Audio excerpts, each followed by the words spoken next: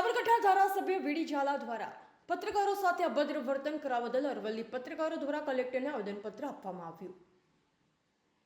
સાબરકાંઠા ધારાસભ્ય વીડી ઝાલા દ્વારા પત્રકારો સાથે અભદ્ર વર્તન કરવા બદલ અરવલ્લી પત્રકારો દ્વારા કલેક્ટરને આવેદનપત્ર આપવામાં આવ્યું।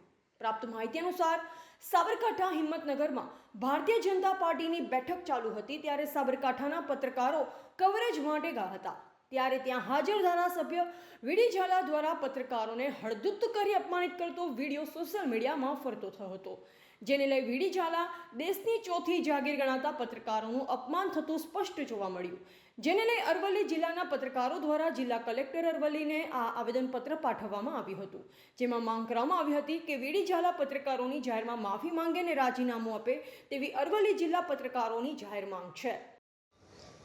ભાજપની મીટિંગમાં વીડી ઝાલા સાહેબ દ્વારા જે પત્રકારોને કવરેજ ન કરવા દેવા અને ધમકાવવા બાબતે અમો આજરોજ અરવલ્લી જિલ્લા કલેક્ટરને આવેદન આપી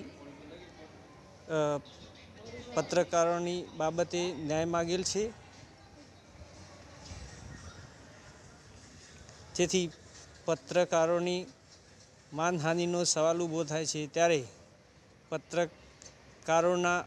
પત્રકારો આ દેશની ચોથી જાગીરી હોવા છતાંય જો આમ પત્રકારોને હળદૂત કરવામાં આવે તો સાચી પ્રતિક્રિયા કોણ આપશે? આ બાબતે વીડી ઝાલાએ માફી માગવી જોઈએ અને રાજીનામું આપવું જોઈએ।